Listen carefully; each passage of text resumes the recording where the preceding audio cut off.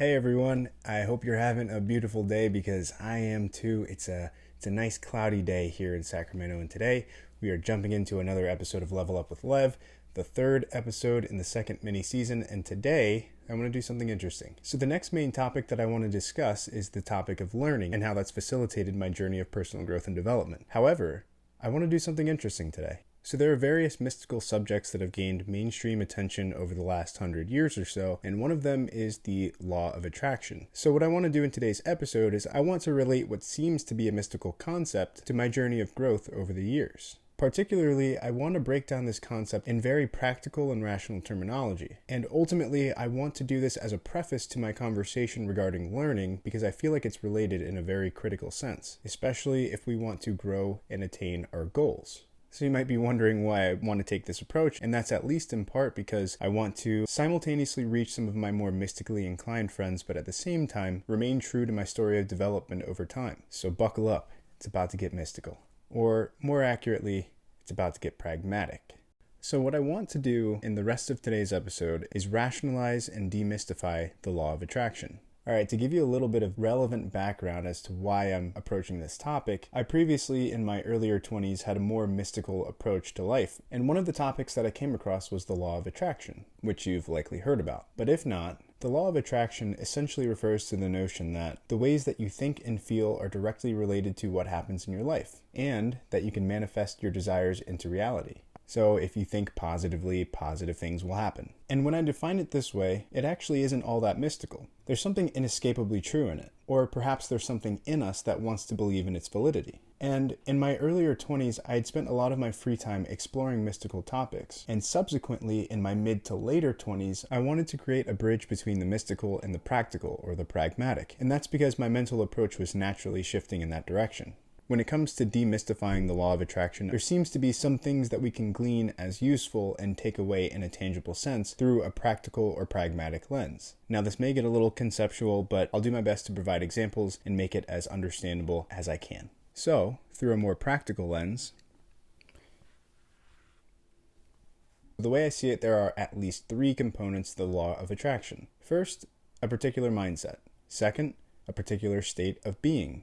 And finally, a particular context, all of which lead to a particular outcome. So let's start by getting a sense of what I mean by each of these terms. First, by mindset, I'm referring to how one thinks or what they believe. And as a side note, we'll be talking more about mindset next season. Next, by state of being, I'm referring very broadly to the conditions in one's life. And I'm intentionally keeping this very broad for now, so it fits the previously mentioned equation, but don't worry, I'll dive into more specifics in a moment. And finally, by context, I'm referring to the typical definition of the word, which refers to the setting, which includes factors such as a particular place or a particular time. And of course, there are likely many other factors that are involved, but just remember that this is an amateur's demystification, so forgive my ignorance because I haven't studied the law in a formal or extensive manner. Alright, so let's talk about the mindset piece. So I understand a favorable mindset to attract a particular outcome as a combination between a particular harbored desire and a state of receptivity. For example, let's say I want to make more money. Well, wanting to make more money is the harbored desire, and the state of receptivity would simply be being open to opportunities that may present themselves, or to the idea of actively exploring other options, potential avenues to make that come to fruition. So I hope that that's simple enough, such that you can see that without either of those two components, it's not very likely that I'm actually going to make more money.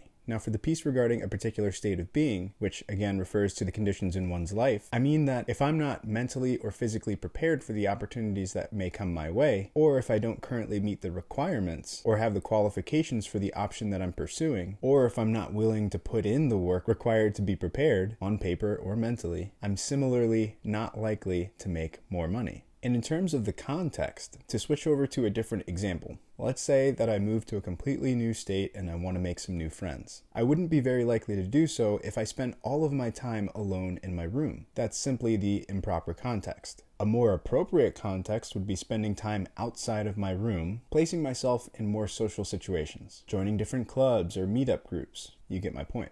However, sometimes context is simply a matter of luck or happenstance, things that are beyond our control as humans. However, when I say this, I don't want to minimize our ability to increase the likelihood of these things occurring by placing ourselves in favorable contexts that create conditions conducive to achieving a particular outcome that we might desire. And you may recognize that as a constantly recurring theme, likelihood. Perhaps that's the statistics fan inside, or maybe it's the gambling man.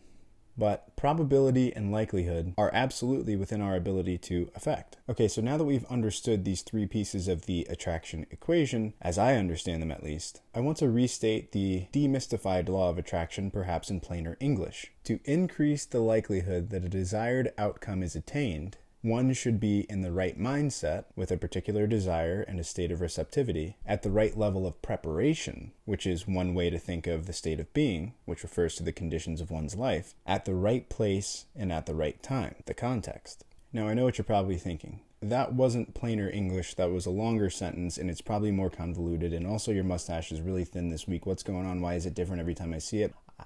I hear ya. Cut me a break. Just bear with me, okay? To reiterate, I do think that there is a luck factor when it comes to being in the right place or at the right time, the context. And if you think about it, that's often the colloquial connotation of that combination. How did you blah, blah, blah, blah, blah, blah, blah.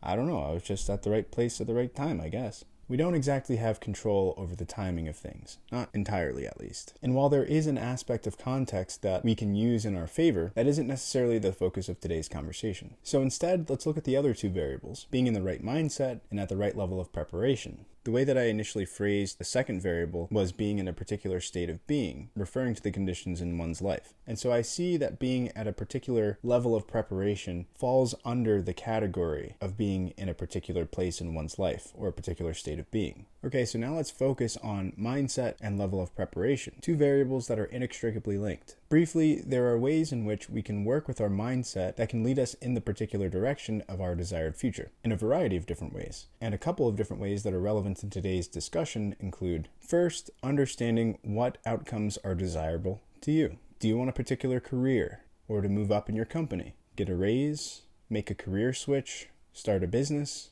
And next, developing an understanding of what's necessary in order to achieve that particular outcome. Here, you need to learn enough to get an initial understanding of what you need to do. So what are the requirements for the position, promotion, or raise? What qualifications might you need in order to carry out that career switch? What do you need to know to start a business in a particular field? And finally, setting that goal and working towards it by completing various action items. Fine-tuning and adjusting as you go, learning all throughout the process.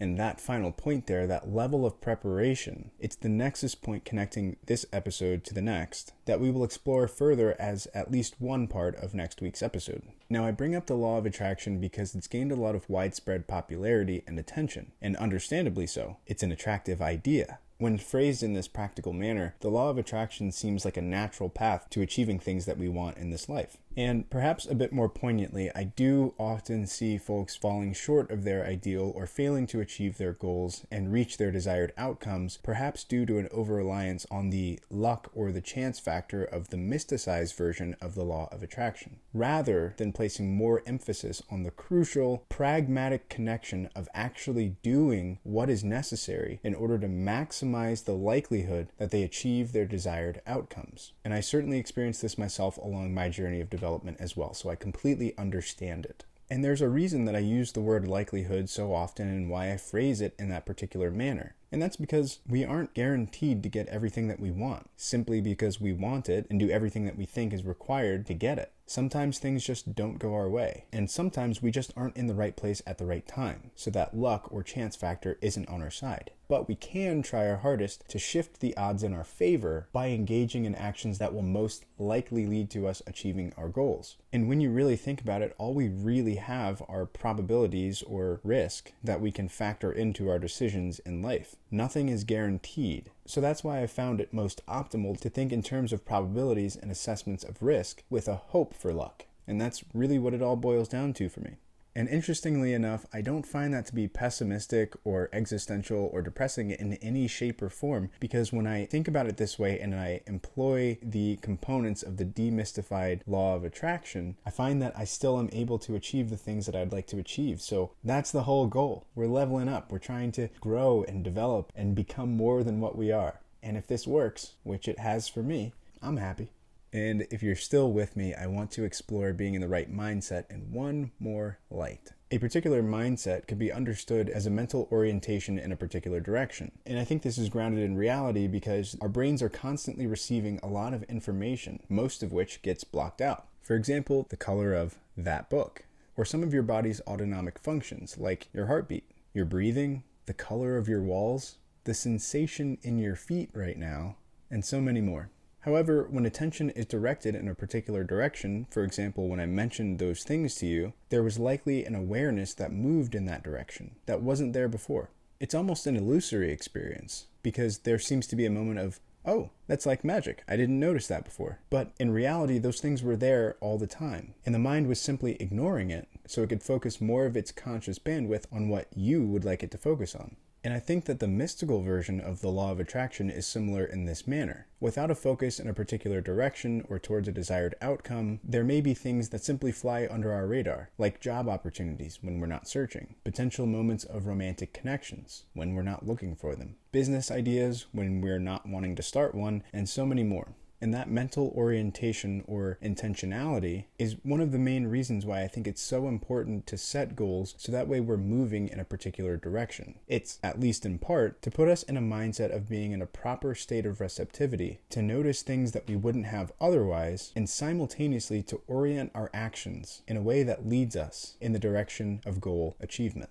Similarly, in a biblical sense, you reap what you sow. You can't simply hope for an apple tree to grow in your yard. As an oversimplification, you have to plant an apple seed in your garden and tend to your garden in order to maximize the likelihood that that apple seed grows to maturity and bears fruit, hence the related phrase, the fruit of one's labors. So in conclusion, in this particular context, being in the right state of mind and state of being, or level of preparation, means that we have a desired outcome in mind, and we are receptive to opportunities or to the idea of doing the work that is necessary to meet the requirements of the outcome. And we're also doing all that is necessary to maximize the likelihood that we yield the outcome that we desire. And naturally, one of the things that we can do to be at the highest level of preparation in order to achieve our goals is to learn. So I hope this episode wasn't too much of a leap. Thank you for bearing with me throughout all of that. Learning is such a big and broad topic that I had to split these episodes up. This was initially just going to be a preface in the beginning of next week's episode, but I thought that this concept was worth fully fleshing out. So tune in next week for our episode on learning. I think it's going to be a good one. I might be biased, but who knows? So if you've made it this far, thank you very much for listening. I really appreciate it, but I want to leave you with one final parting note.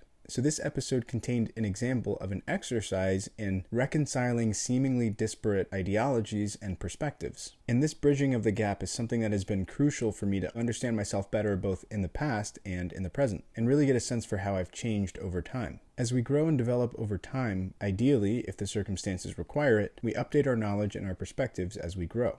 Thinking about who I am and how I am now compared to who I was 10 years ago could almost be equivalent to comparing two different people. So as I grow and I develop, I have found it extremely useful to reconcile previous ways of thinking with the current ones, noting what has changed and retaining the items that are most useful from my past into my present and my future, and casting aside those that are maladaptive or no longer useful in my present or my future. And just as bridging this gap has been so helpful and useful for understanding myself both now and in the past and how I've changed over time, it may similarly prove to be a critical key for connecting seemingly disparate pieces of not only history, but other people and ideas as well. Thank you very much for listening. Talk to you next week.